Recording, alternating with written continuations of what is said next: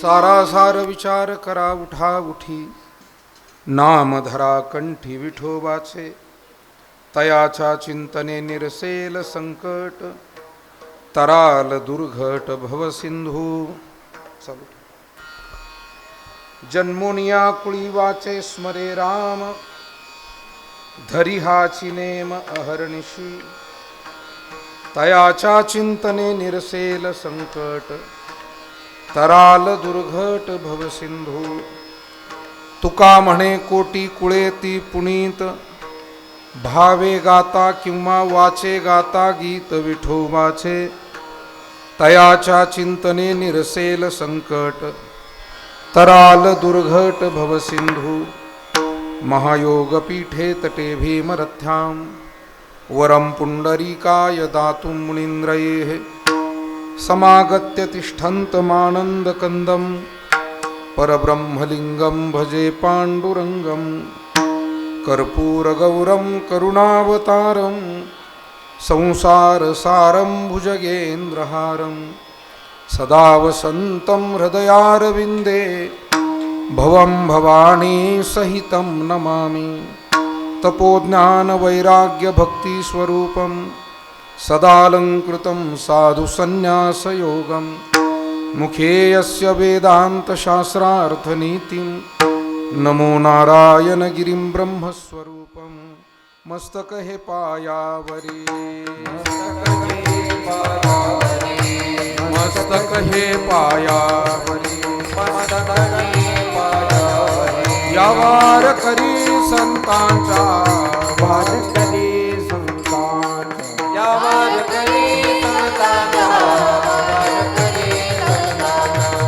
या वार करी संतांचा, वार करी संतांचा. मस्तक हे पायावरी, वार करी संतांचा, वार करी संतांचा. या वार करी संतांचा. मस्तक हे पायावरी, वार करी संतांचा, वार करी संतांचा. वार करी संतांचा.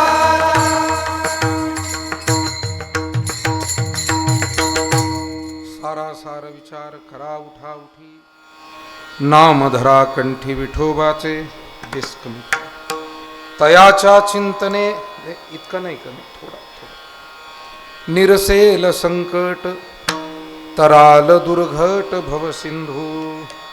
संत श्रेष्ठ जगतवंदनीय जगद्गुरु श्री तुकाराम महाराज यांचा 4 चरणांचा मानवी जीवन हे कृतार्थ यथार्थ ठरावं यासाठीच मार्गदर्शन करणारा हा अभंग आहे. या अभंगातून जगद्गुरु तुकाराम महाराज म्हणतात, मनुष्याला परमेश्वरानं बुद्धीचं वरदान दिलेलं आहे.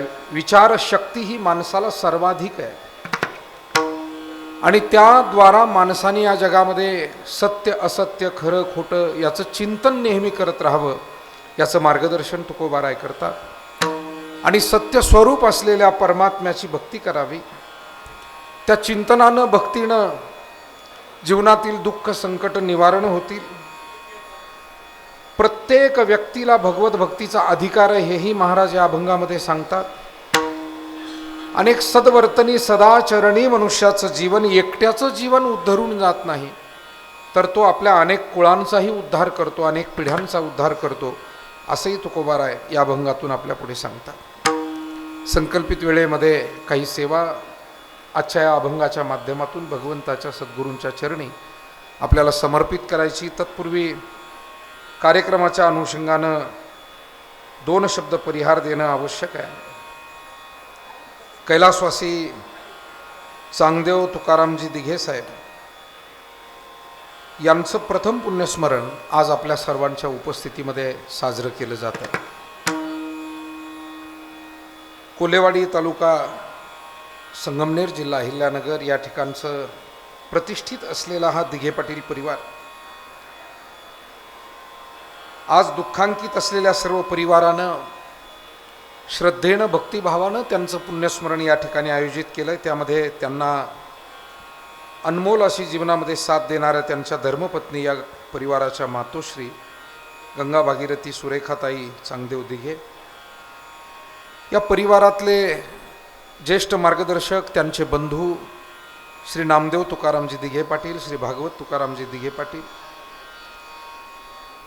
कैलासवासी चांगदेवजी दिघे साहेबांचा व्यवसाय आणि त्यांचं एकूण सगळं सेवा कार्य पुढे नेणारे त्यांचे सुपुत्र श्री गणेशराव चांगदेव दिघे साहेब, पुतणे कैलास कारभारी दिघे, दत्तात्रय नामदेव दिघे, रमेश नामदेव दिघे, अक्षय भागवत दिघे, नातू अभिजित विलास दिघे, प्रतीक शांताराम दिघे, राजवीर गणेश दिघे,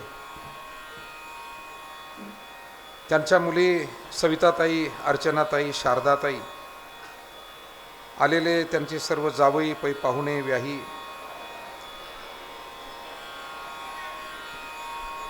जावई श्री सुधीरजी खांदेसाहेब जे अप्पर जिल्हाधिकारी आहेत, दुसरे जावई प्राध्यापक डॉक्टर दिनेश कानवडे साहेब हे संशोधक आहेत, प्राध्यापक आहेत पंजाबराव देशमुख कृषी विद्यापीठामध्ये.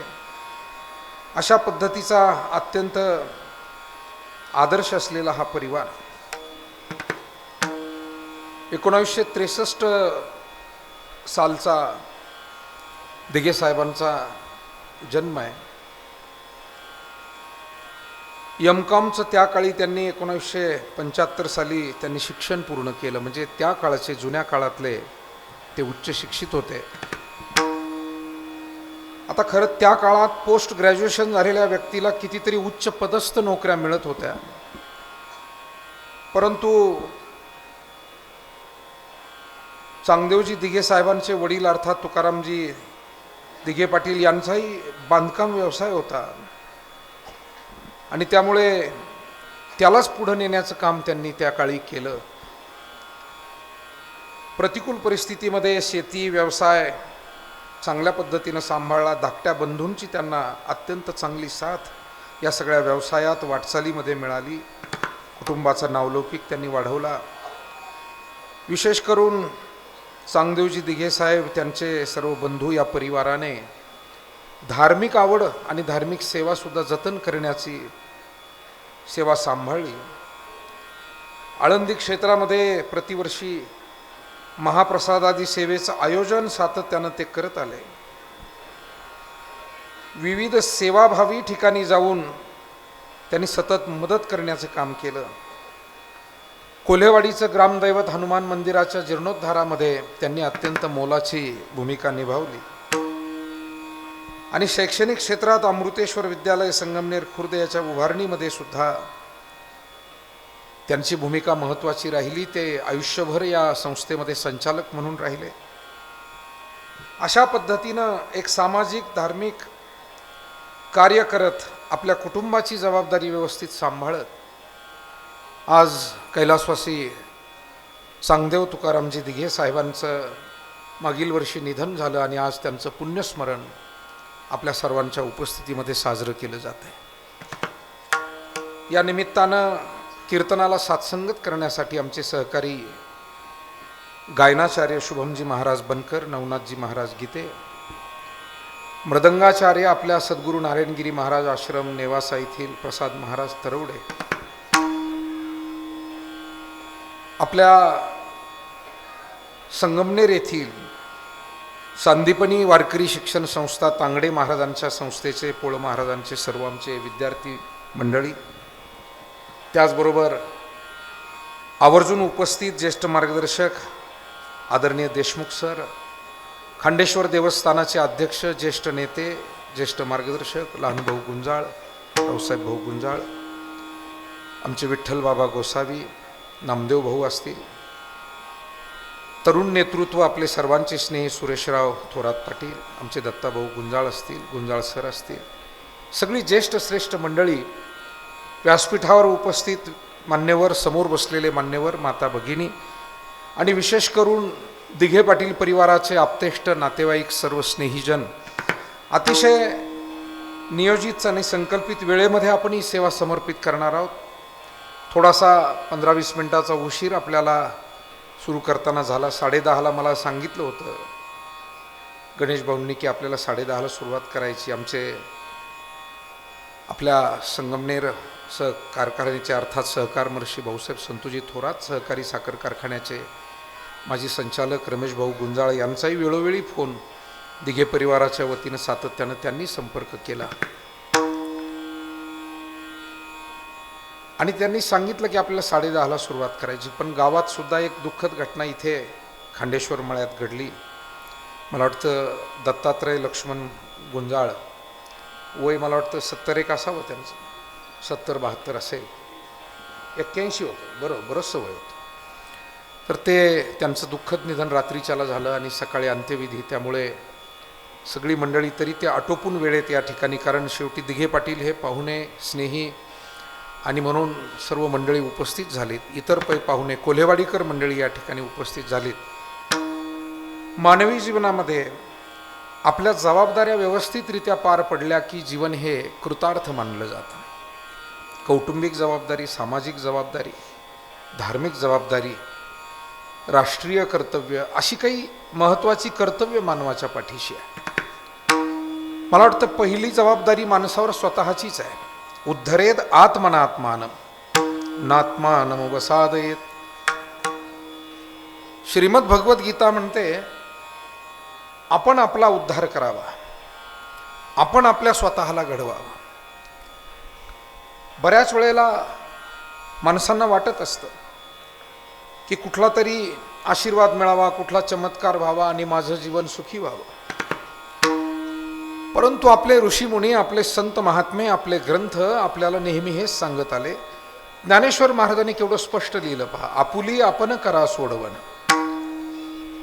म्हणजे ज्ञानेश्वर महाराजांना त्या काळी समाजाला म्हणता आलं असतं की या माझ्याकडे, मी डोक्यावर हात ठेवतो आणि तुमचं भलं होईल. आज जे काही समाजामध्ये चाललंय, जी विकृती आपण पाहतोय, दोन गोष्टी आहेत. समाज म्हणून आपणही अंधश्रद्धेला खतपाणी घालतो आणि सरकार म्हणून कायद्याचा धाक उरलेला नाही आणि म्हणून सर्वच क्षेत्रात अत्यंत विस्कळीत परिस्थिती दिवसेंदिवस आपल्याला पाहायला मिळते. गुन्हेगार असतील, अनाचार अत्याचार करणारे असतील, मी म्हणतो कोणी असू द्या ना, जो कोणी चुकला, तो एखादा अधिकारी असेल, कर्मचारी असेल, शेतकरी असेल, पुढारी असेल, बुवा बाबा महाराज कोणी असेल,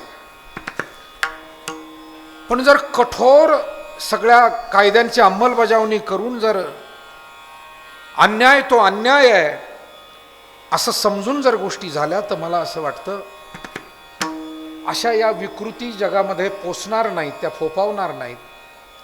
मूळ गोष्ट आहे कायद्याचा धाक कमी होणं. विठाला विठाला विठाला विठाला. दोन गोष्टी. आपण सगळे आदरणीय मंडळी बसलेला आहात, आपणा सर्वांना निश्चितपणे माहिती आहे या समाजामध्ये बरं आहे आणि वाईट आहे, खरं आहे आणि खोटं आहे, योग्य आहे आणि अयोग्य आहे. हे जग हे द्वंद्वात्मक बनलेलं आहे. परंतु या खऱ्या खोट्याचा निवाडा करणं आजच्या काळामध्ये थोडंसं कठीण होऊन बसलेलं आहे. त्याचं कारण जीवन गतिमान झालेलं आहे आणि दिवसेंदिवस माणसं आपला मूळ स्वभाव, मूळ चरित्र लपवण्यामध्ये जास्तीत जास्त तरबेज होत आहेत. मूळ स्वभाव लपवतात. काही माणसं बघा तुम्ही, मुलामुलींची लग्न कार्य जमवायची असतील तर त्यांच्या माणुसकीला उधाण येतं, पण एकदा लग्न कार्य पार पडली की हळूहळू तो पाहुणा खरा काय आहे ते कळायला लागतं. याचा अर्थ कुठेतरी लपवा छपवी आहे. अनेक माणसं आहे. दुर्भाग्याची गोष्ट, ज्या अध्यात्म क्षेत्रामध्ये आपल्या सर्वांची श्रद्धा असते, अशा अध्यात्मामध्ये सुद्धा आध्यात्मिक म्हणून सेवा करणारे अनेक पूज्य मंडळी आजही आहेत. परंतु या क्षेत्रामध्ये सुद्धा अनेक विकृती वारंवार आपल्या समोर येत आहे आणि त्याचा खेद निश्चितपणे असतो. त्याचा संताप आपल्यासारख्या जनता जनार्दनाच्या मनामध्ये असतो आणि तो चुकीचा नाही, तो अनाठाई नाही, तो यथार्थ आहे. त्याचं कारण सर्वात शेवटी महत्वाचा विश्वास ठेवण्याचं ठिकाण म्हणून आपण अध्यात्माकडे पाहतो. आणि अशा अध्यात्माच्या ठिकाणी सुद्धा माणसांचा विश्वासघात होत असेल तर मला असं वाटतं समाजाने नेमकं काय विचार करायचा हाही प्रश्न आपल्यासमोर उभा राहतो. आणि म्हणून अशा वेळेला आपल्याला ज्ञानेश्वरी, तुकोबारायांची गाथा, रामायण, महाभारतादी ग्रंथ हे आपल्याला मार्गदर्शन करतात. खरं तर आपण भारतीय, महाराष्ट्रीयन सर्व मंडळी आध्यात्मिकच आहोत. वेगवेगळ्या क्षेत्रात जरी आपण सर्वजण काम करत असलो तरी गीतेच्या म्हणण्याप्रमाणे श्रद्धामयोयम पुरुषो योय श्रद्धस एव सहा. संपूर्ण जगत हे श्रद्धामय आहे. कोणाची ना कोणाची कुठे ना कुठे श्रद्धा आहे. पण या श्रद्धेच्या मागे आपला अंधविश्वास नसावा. ज्ञानेश्वर महाराजांनी 700 वर्षापूर्वी मांडणी केली. ते असं म्हणाले, तेथ कर्माचे डोळे ज्ञान ते निर्दोष होवावे. आपण जी जी कृती करतोय त्याला ज्ञानाचे डोळे असावे आणि ते डोळे सुद्धा सदोष नको, निर्दोष असावे. नाही तर डोळ्यामध्येही कधी कधी मोतीबिंदू झाला तर जसं आहे तसं दिसत नाही, काच बिंदू झाला तर आणखी अडचण येते. म्हणून माऊलींनी त्या काळी लिहिलं की ते ज्ञानाचे डोळे निर्दोष असावे. आणि इतक्या मोठ्या संतांच्या विचारांच्या परंपरेनं वाटचाल करणाऱ्या आपल्या महाराष्ट्रामध्ये दुर्भाग्यानं, दुर्दैवानं अशा गोष्टी घडत राहाव्या हे खरंच फारच क्लेशदायक अशा स्वरूपाचं आहे. आणि म्हणून मला असं वाटतं की आपल्या संतांनी जे सांगितलं, आपले वाडवडील जे सांगत आले, परमार्थ म्हणजे काय, सेवा म्हणजे काय, पुण्य म्हणजे काय, ते कोणाला विचारण्याची आपल्या भारतीय माणसाला गरज नाही. प्रत्येकाला माहिती आहे पुण्य म्हणजे काय, पाप म्हणजे काय आहे, भक्ती म्हणजे काय आहे. आणि ती भक्ती, ते पुण्य कार्य आपणच स्वतः आपल्या श्रद्धेने जर करत राहिलो तर कुठेही आपल्याला हात दाखवून अवलक्षण होण्याची वेळ येणार नाही. नाही तर याला म्हणतात हात दाखवून अवलक्षण. आणि म्हणून खरंच कठीण अशा स्वरूपाच्या काळातून आपण जातोय. महाराष्ट्रातील संत महात्म्यांनी भविष्य सांगितलं नाही कधीच. आपण इथे तुमच्यामध्ये अनेक जण असे आहे की ज्यांनी संत वाङ्मय वाचलंय, थोडा बहुत अभ्यासही करतायत आणि विविध क्षेत्रातले जाणते आपण आहात. कोणा संतांनी भविष्य सांगितलं मला सांगा बरं. कोणाही संतांनी भविष्य सांगितलं देशमुख सर, परंतु संतांनी भविष्य घडवलं, भविष्य सांगण्यात वेळ वाया घालवला नाही. पण 700 वर्षापूर्वी ज्ञानराज माऊलींनी पंढरपुरामध्ये जाऊन एक काम केलं. संत गोरोबा काका, संत सावता महाराज, संत सेना महाराज, संत नरहरी महाराज, चोखा मेळा, नामदेव महाराज, जनाई, मुक्ताई, अवघ्या महाराष्ट्रातील विविध प्रांतातून आलेल्या आणि सर्वसामान्य कामधाम करणाऱ्या या प्रतिभावान महात्म्यांना एकत्र केलं. आणि त्या एकत्रीकरणामुळे 700 वर्षापूर्वीच्या त्या संस्कारामुळे महाराष्ट्र घडला. म्हणजे हे भविष्य त्यांनी त्यावेळी घडवलं. आजही महाराष्ट्रात इतक्या उलथापालथी होत आहेत, अनेक षडयंत्र होत आहेत, जाती जातीमध्ये भांडण लावणं, माणसामध्ये दुरावा निर्माण करणं. पण तरीही गावोगावी, खेडोपाडी आपल्यासारखी सुज्ञ माणसं आजही एकोप्यानं गावं चालवत आहेत, तिथला सगळा व्यवहार चालवत आहेत, देश चाललाय, राज्य चाललंय. याचं कारण कोण चालवतं याला महत्त्व नाही आहे, कुणी या महाराष्ट्राचा पाया घातला याला फार महत्त्व आहे. ज्ञानदेवे रचिला पाया आणि उभारिले देवालया. माणसामध्ये आजही जे सख्य आहे, जे प्रेम आहे, म्हणून संतांनी भविष्य सांगण्यात वेळ वाया घालवला नाही. त्यांनी भविष्य घडवलं. ते नाथ महाराज असतील, तुकोबाराय असतील, आणि आपल्याला भविष्याचा वेध घेऊन ज्यांनी आम्हाला मार्गदर्शन केलं, त्या संतांच्या वाटेनं चालणारी आपली जर बहुतांशी सर्व कुटुंब आहेत. आज दिघे परिवाराचा जरी विचार केला तरी दिघे साहेबांनी, वडील तुकाराम पाटील आणि सगळ्या बंधूंची साथ घेऊन, चांगदेवजी दिघे साहेबांनी सुद्धा आपल्या कर्माला त्यांनी धर्म मानलं. आणि गीता तेच सांगते, कर्मण्येवाधिकार असते मा फलेषु कदाचन मा कर्मफल हेतुर्भुरु माते संगोस्त्व कर्मणी. कर्म करत राहावं. कर्म करण्याचा अधिकार आपल्याला परमात्म्यानं दिलाय, त्यासाठीच हा देह दिलाय. आणि कर्मामध्ये इतरांचं कल्याण, आपल्या कल्याणासह इतरांचं कल्याण अपेक्षित ठेवून जर आपण कर्म केलं तर वेगळा धर्म करावा लागत नाही. एखादे डॉक्टर आहे, आपल्या वैद्यकीय शिक्षणाचा जर सर्वांना उपयोग चांगला व्हावा या सद हेतून काम करतात. आजही 90% व्यवस्था अजूनही चांगली आहे. एखाद्या डॉक्टरकडनं चूक झालेली कानावर येते, परंतु 90% डॉक्टर आपले जीव वाचवतात. एखादा शिक्षक विकृत वागल्याचं कानावर येतं, पण हजारो शिक्षक अजून पिढ्या घडवतात. एखाद्या अधिकाऱ्यानं अत्यंत चुकीचा निर्णय घेतला असं कानावर येतं, परंतु अनेक अधिकारी सद्भावनेनं काम करतात.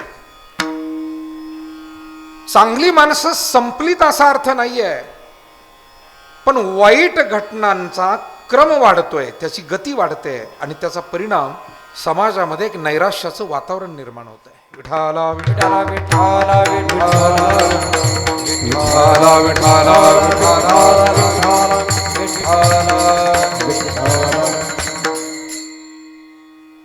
आपलं कर्म हा धर्म आहे. मी सांगत होतो, ज्या ज्या वेळेला ज्याच्या वाट्याला जे काम आलंय ते त्यानं जर प्रामाणिक हेतून केलं.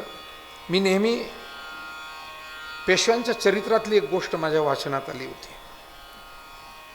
माधवराव पेशवे हे कमी वयामध्ये पेशवे पदावर बसले. अगोदर पानिपत वगैरे झालं, थोरली माणसं गेली, सगळा इतिहास माहिती आहे.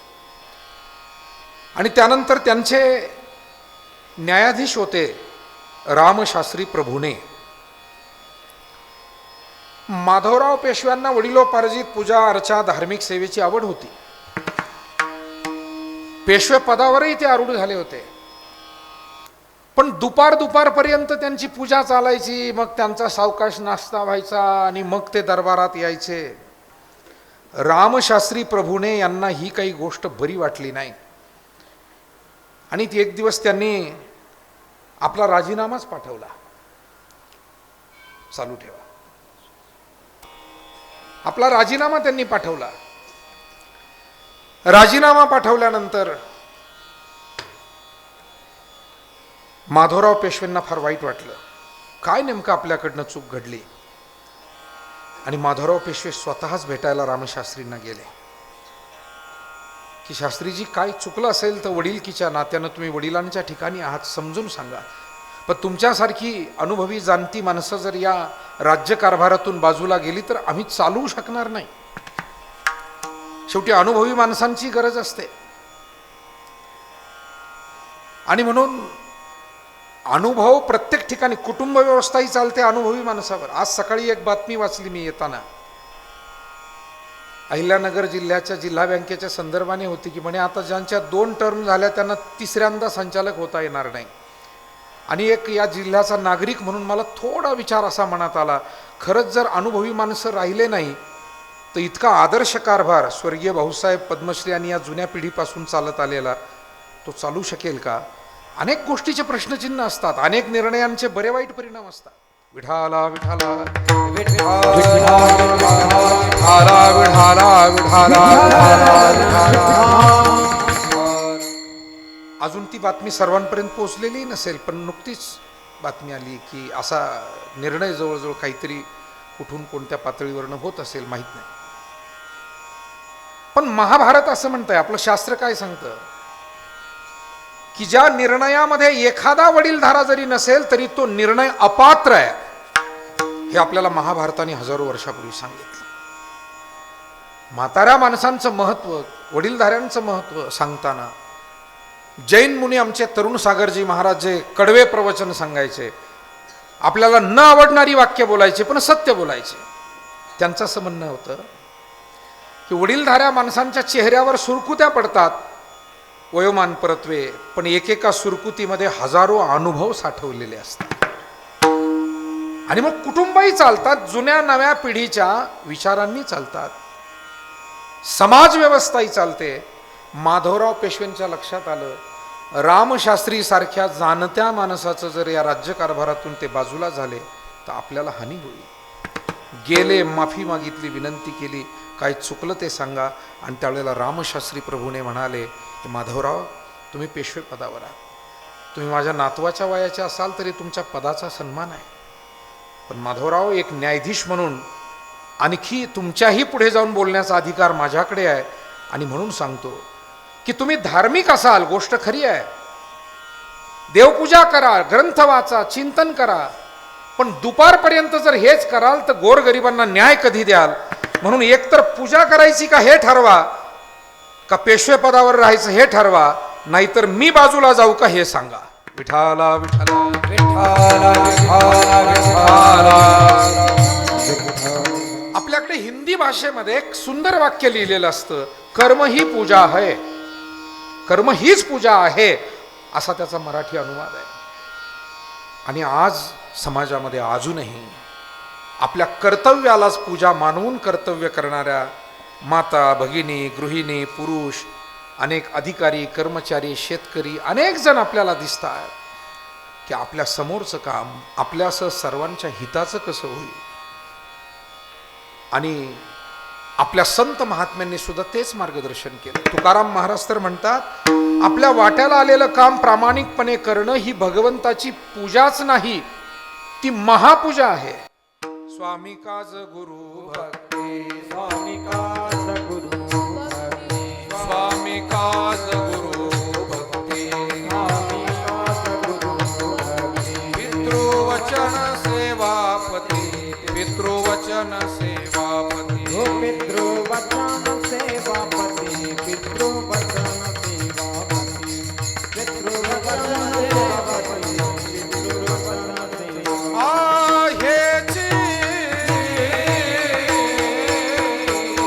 हेची विष्णूची महापूजा, हेची विष्णूची महापूजा. अनुभवना हे तुझा, अनुभवना हे तुझा, अनुभवना हे तुझा, अनुभवना हे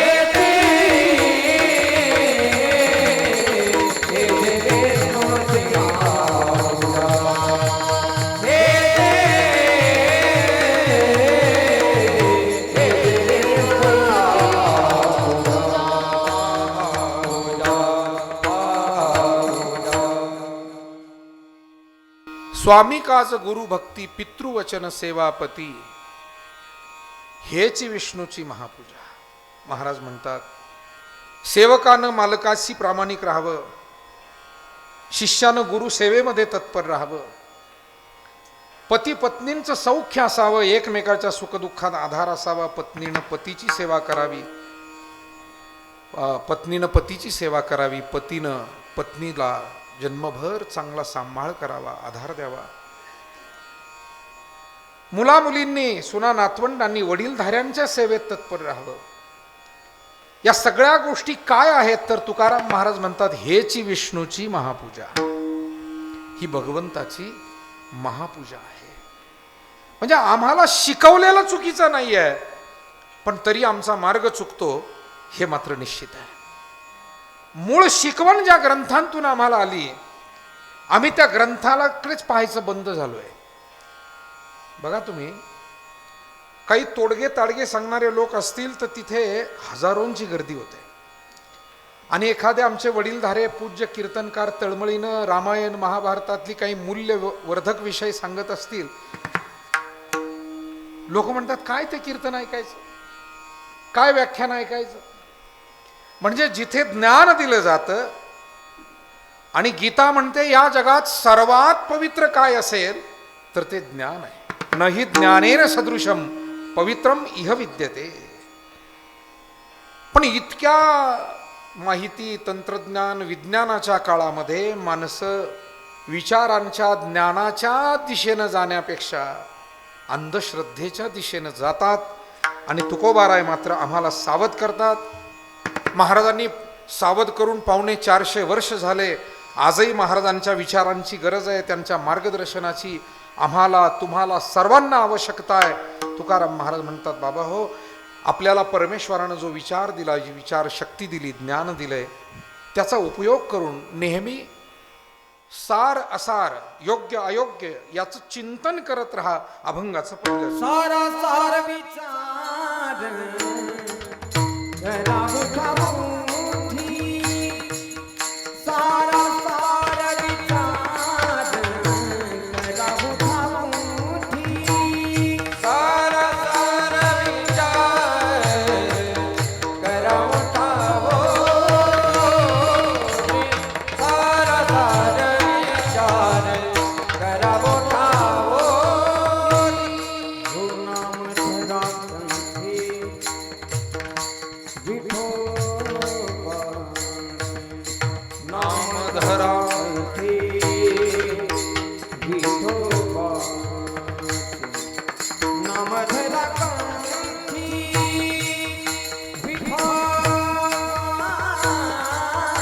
नाम धरा कंठी विठोबा, विठोबाचे तयाचा चिंतने निर्जल संकटे, तयाचा चिंतने निर्जल संकटे. नाम धरा कंठी विठोबाचे, नाम धरा कंठी विठोबाचे, तयाचा चिंतने निर्जल संकटे, तयाचा चिंतने निर्जल संकटे. हो साधा साधा विचार करा उठा मोठी, नाम धरा कंठी, नाम धरा कंठी विठोबाने, विठोबाने, विठोबाने. आपल्या भागामध्ये वारकरी संप्रदायाची अत्यंत प्रामाणिक सात्विक सेवा करणारे आमचे ज्येष्ठ गुरुबंधू कल्याणजी महाराज पवार या ठिकाणी उपस्थित झाले. दरम्यानच्या काळामध्ये आपणही अनेक मान्यवर या ठिकाणी उपस्थित झालेले आहात. 11:15 वाजत आले. अगदी पुढच्या 15-20 मिनिटामध्ये आपल्या विषयाला आपल्याला पुढे घेऊन जायचंय. तुकाराम महाराज म्हणतात, सारा सार विचार करा उठा उठी, नाम धरा कंठी विठोबाचे. वारकरी संप्रदायाच्या संतांनी लोकांना अज्ञानी ठेवून त्यांच्या अज्ञानाचा फायदा घेत राहावा असं कधी ठरवलं नाही. उलट ज्यांनी पहिलं कीर्तन केलं आणि ज्यांच्यापासून ही कीर्तन परंपरा सुरू झाली ते संत नामदेव महाराज. पहिलं कीर्तन वारकरी पद्धतीचं कुणी केलं महाराष्ट्रामध्ये तर ते 750 वर्षापूर्वी संत नामदेवजी महाराज. आणि पहिलं कीर्तन कोणत्या भूमीत झालं तर श्री क्षेत्र पंढरपूर आणि पांडुरंगाच्या महाद्वारात. असा या कीर्तनाचा, या परंपरेचा इतिहास आहे. आणि त्या पहिल्याच कीर्तनामध्ये नामदेवरायांनी उद्घोष केला, नाचू कीर्तनाचे रंगी, ज्ञानदीप लावू जगी. म्हणजे माझ्यासारख्या अनेक सामान्य कीर्तनकारांना त्यांनी बोट दाखवून दिशा स्पष्ट करून दिली की बाबा ही दिशा चुकू नका, भरकटू नका.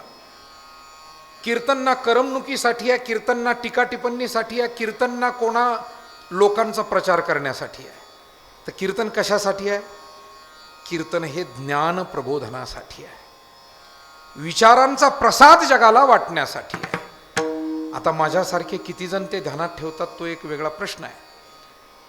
कदाचित आम्ही लोक चुकतो, आम्ही ती दिशा भरकटतो.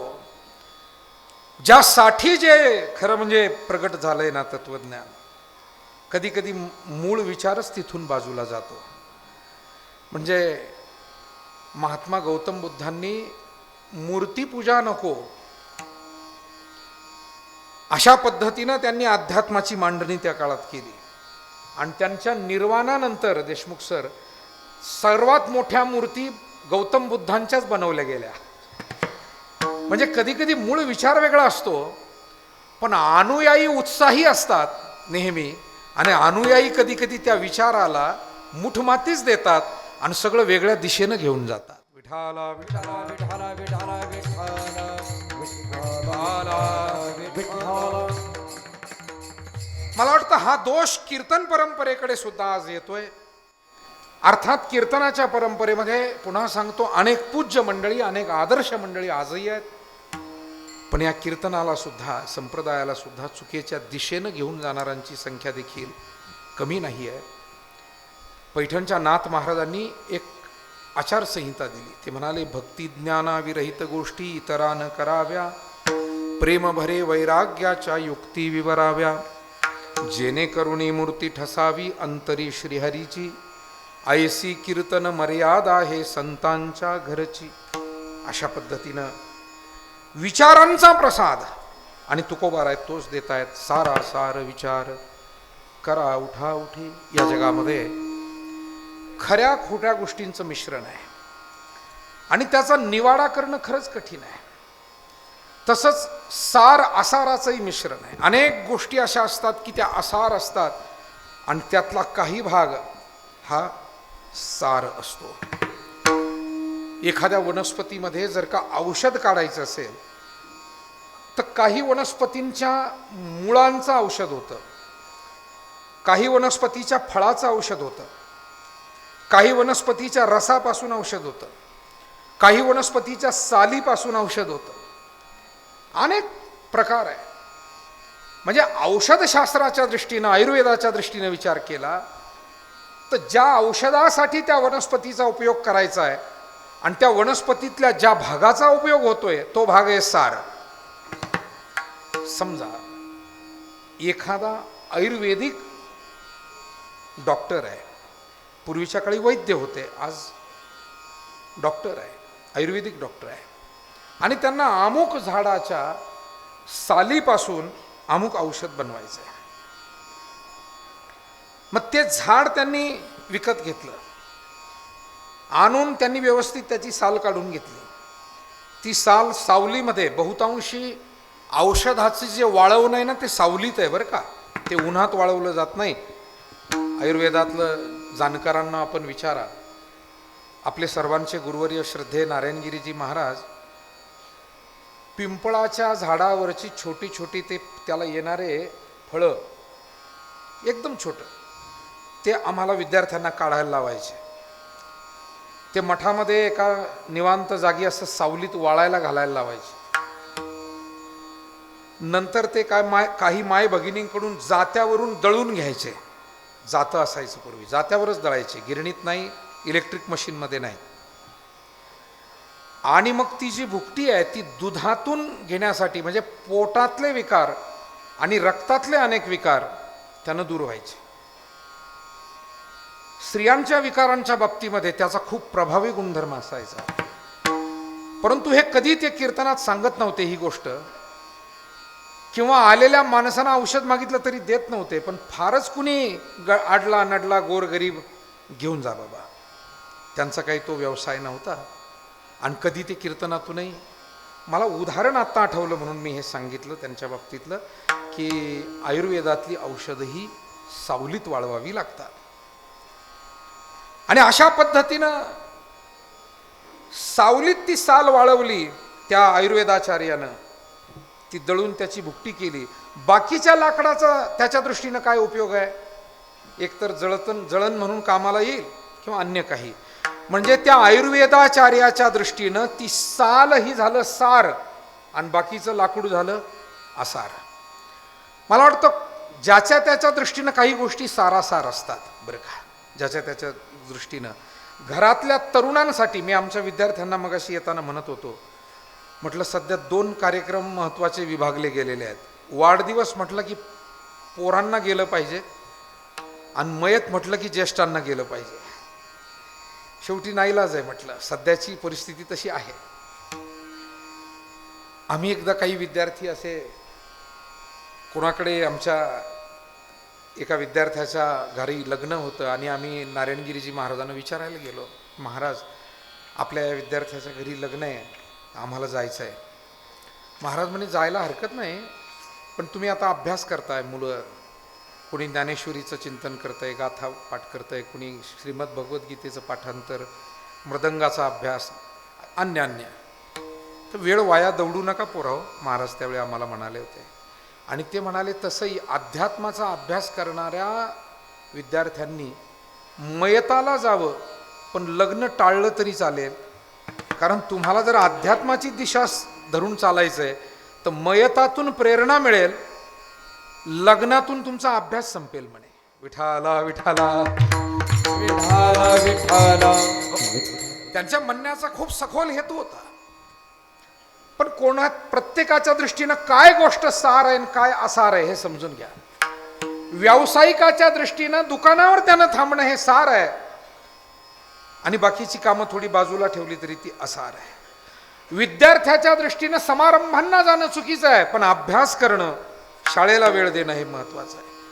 सामाजिक कार्यकर्त्याच्या दृष्टीनं घरी झोपण्यापेक्षा लोकांच्या सुखदुःखात वेळ देणं हे त्याच्यासाठी. म्हणून हे सार असार आहे प्रत्येक क्षेत्रासाठी. आणि आपण काय भूमिकेत आहोत? तरुण म्हणून माझी भूमिका काय, स्त्री म्हणून माझी भूमिका काय, पुरुष म्हणून भूमिका काय, भाऊ म्हणून भावाच्या प्रती, पती म्हणून पत्नीच्या प्रती, मुलगा म्हणून आईवडिलांच्या प्रती, नागरिक म्हणून देशाच्या प्रती, अशा पद्धतीच्या या सगळ्या भूमिका. आणि तुकोबारायांना सांगायचंय या भूमिकेतलं सार तत्व स्वीकारून आपल्याला पुढे जाता आलं पाहिजे. आणि समाजाचा इतिहास असं सांगतो माईबाप हो, ज्यांना ज्यांना या सार अशा मार्गानं, सारभूत मार्गानं वाटचाल करता आली, ती माणसं इतिहास घडवू शकली, ती आदर्श जीवन जगू शकली. त्यांच्या जीवनाचा आजही आपण आदर्श डोळ्यापुढे अनेकांचा ठेवतो. ते आपल्या घरातले आजी आजोबा असतील, आई वडील, चुलते काके असतील, आपले मामा मावशी आणि जे कोणी, किंवा अन्य समाजातले विविध महापुरुष असतील, संत साधुपुरुष असतील, की ज्यांनी ज्यांनी सारभूत तत्व डोळ्यापुढे ठेवून अशी वाटचाल केली. आणि तसंही या जगताच्याच दृष्टीने जर विचार केला तर प्रपंच आणि हे संपूर्ण भौतिक विश्व संत महात्म्यांच्या मते असार आहे. त्याला फार महत्त्व देण्याजोगं नाही आहे, पण महत्त्व द्यावं ते माणसानं आपल्या स्वतःच्या मनशांतीला, आपल्या समाधानाला. आणि ही मनशांती, हे समाधान मिळतंय सत्य स्वरूप असलेल्या परमात्म्याच्या चिंतनातून. म्हणून नामधरा कंठी, कारण तो सार आहे, तो सत्य आहे. सत्य साच खरे, नाम विठोबाचे बरे. त्याचं नामही सत्य आहे आणि तोही कसा आहे, सत्य तू सत्य तू सत्य तू विठ्ठला. कागा हा दाविला जगदाभास, सत्य ज्ञानानंत गगनाचे प्रावण. सत्य ज्ञानानंत गगनाचे प्रावण.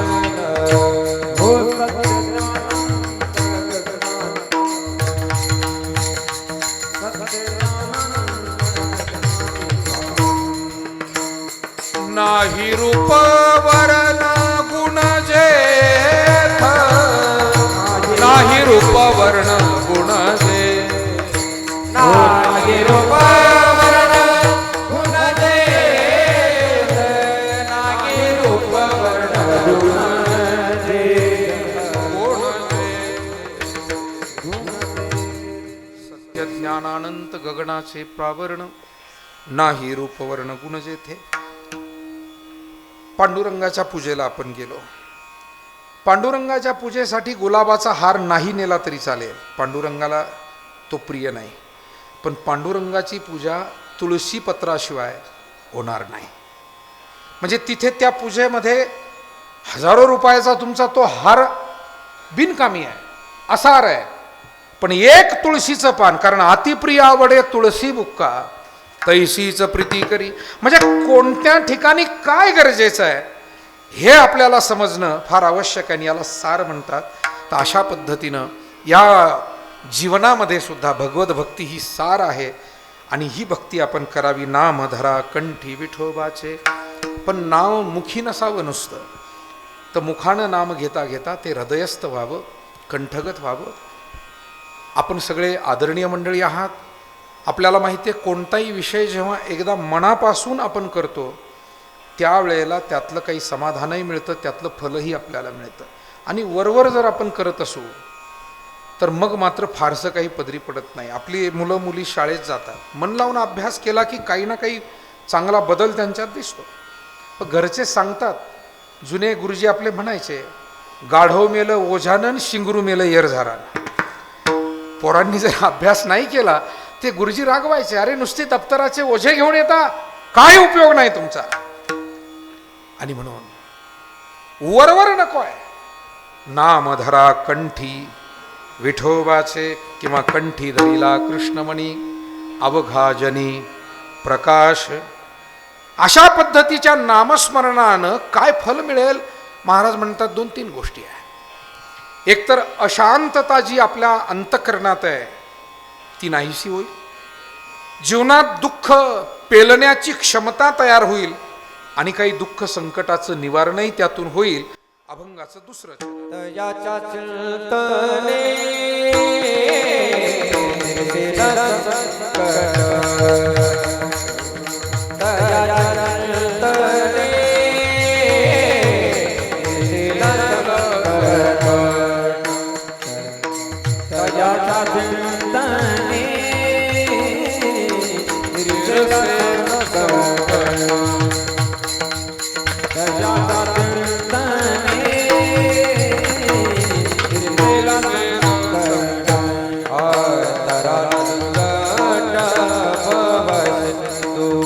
तयाच्या दुर्गट पवस, तराला दुर्गट पवस दो, दयाच्या चिंतने निर्सेला संकट, हो दयाच्या चिंतने निर्सेला संकट,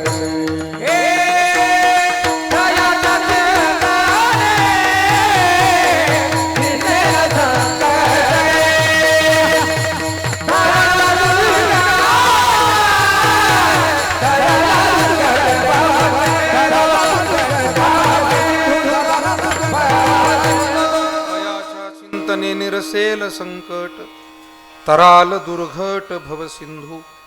आता इथे विचारी समाजाच्या मनामध्ये शंका निर्माण होण्याची शक्यता आहे की भगवंताच्या चिंतनानं संकट निवारण कशी काय होतील? मग ही काही अंधश्रद्धा वगैरे संत सांगतायत का? तर नाही. भगवंताच्या चिंतनानं आत्मबल वाढतं, मनोबल वाढतं. आजच्या विज्ञानाच्या कसोटीवर हे सिद्ध झालंय. इथं बसलेल्या बहुतांशी काही मंडळींना नामस्मरणाचा अनुभव असेल. इथे बसलेले अनेक जण 10-20 मिनिटाचं ध्यानसुद्धा करणारे अनेक जण साधक असतील. तर आपल्याला माहिती आहे, ध्यान किंवा नामस्मरणानं एक मनाची ऊर्जा वाढते. मनाला काही क्लेश झाले असतील तर त्या जखमा भरून निघतात, बरं का. जशा शरीराच्या जखमा काही औषधांनी भरून निघतात ना, मनाच्या होणाऱ्या ज्या काही जखमा आहे त्याला भरण्याचं औषध कोणतं आहे? मेडिकलमध्ये जाऊन जर आपण म्हटलं की आमच्या मनाला फार क्लेश झाले आणि जरा एखादं सिरप मिळतंय का ते द्या, ते म्हणतील बा आमच्याकडे कफ सिरप आहे, अमुक आहे, तमुक आहे, अनेक आजारावर औषध आहे, पण मनाच्या वेदना नाहीसं करणारे औषध आमच्याकडे. आणि म्हणूनच आपल्याला घरामध्ये देवघर सांभाळायचं आहे. ते आपण सांभाळलं आहे आजपर्यंत, आणि येणाऱ्या पिढ्यांनी सुद्धा, आमची तरुण पिढी चांगली आहे आणि आमच्या तरुण पिढीला आमच्या वाडवडिलांचा हा संस्कार सांभाळावा लागेल. घरातली ईश्वराची भक्ती आणि व्यवहारातली नीती आपल्याला ढासळू द्यायची नाही. आपल्या वाडवडिलांच्या आदर्श परंपरा आपल्याला कधी मोडीत निघू द्यायच्या नाही. अशा पद्धतीनं जर आपण वाटचाल केली तर आपल्या मनाचं स्थैर्य टिकून राहील, मनाची शांती टिकून राहील. म्हणून तयाच्या चिंतने निरसेल संकट, तराल दुर्घट भवसिंधू. सामान्य संकटातून पुढे जाण्याची ऊर्जाही मिळेल आणि जन्ममृत्यूरूप दुःखातूनही आपल्याला पैल तीराला जाता येईल. मग ही भगवंताची भक्ती नामस्मरण कुणी करावं? तुकाराम महाराज म्हणाले, सकळासी येथे आहे अधिकार. काही गोष्टींसाठी विशिष्ट पात्रता सिद्ध कराव्या लागतात आणि व्यवहारामध्ये ते योग्य आहे, ते रास्त आहे. ज्याला हाताला काहीच वळण नाही त्याला जर आपण म्हणालो की तू चांगलं चित्र काढून दे, तर तो ते काढू शकणार नाही. शेवटी व्यवहारामध्ये पात्रताच लागते त्या त्या कामाची. आता हे गुणवान मंडळी गात आहेत, यांच्या जागी जर मला उभं केलं, तुम्ही चाल म्हणा, तर मी नाही त्यांच्यासारखी तितकी चांगली म्हणू शकणार. मी म्हणेल पण काहीतरी मोडकं तोडकं म्हणेल. कदाचित मी अशी चाल म्हणेल की बाकीचे म्हणतील आपण चाललेलं बरं इथून. म्हणून गुजरातीमध्ये एक म्हण आहे, जेणो काम तेणो थाय आणि बीजा करे तो गोता खाय. विठाला विठाला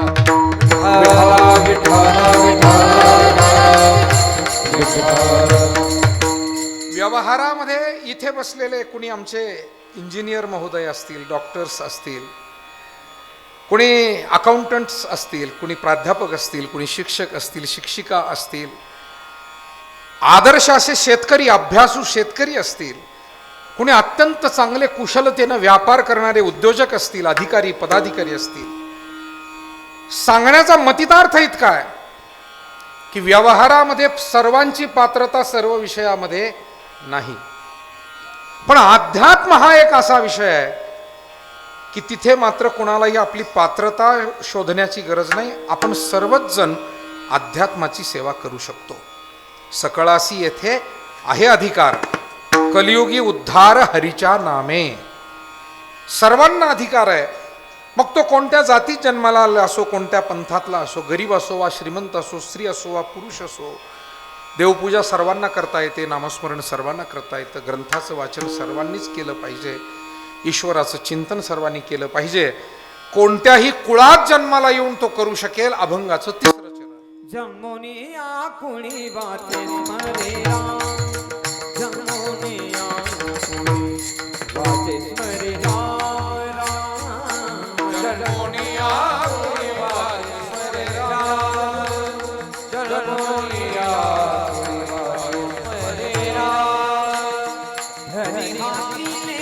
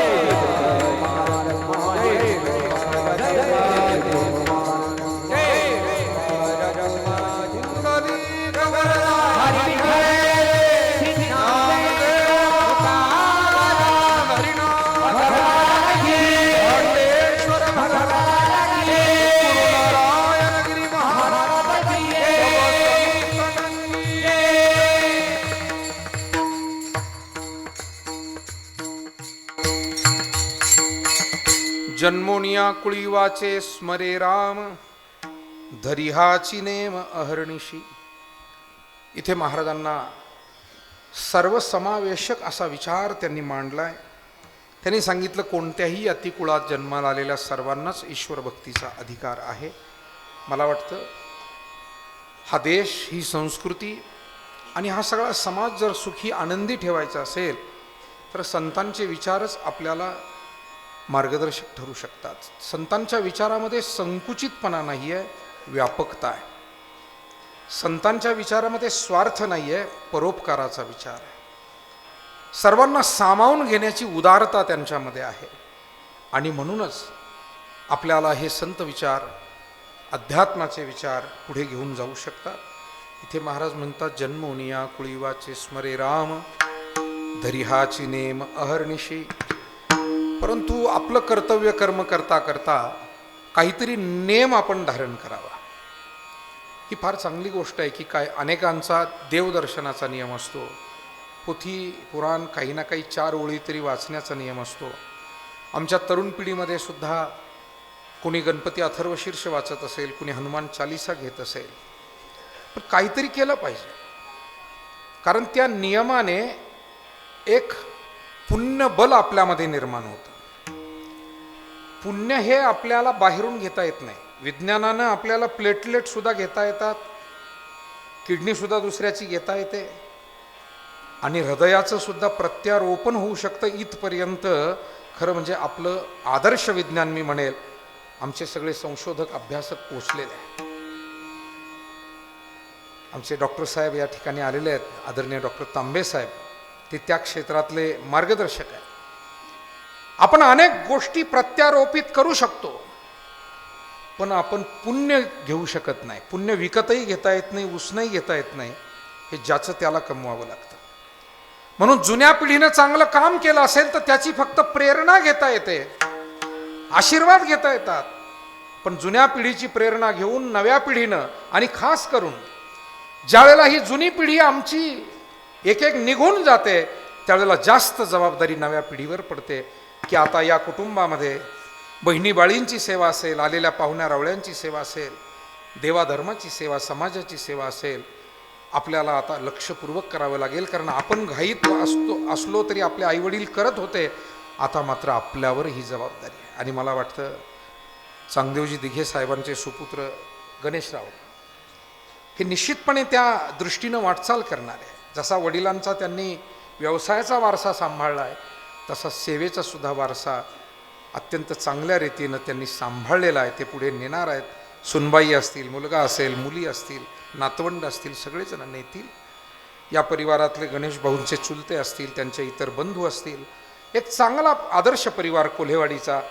सांगण्याचा मतितार्थ इतका आहे, आपल्याला काहीतरी नेम धारण केला पाहिजे.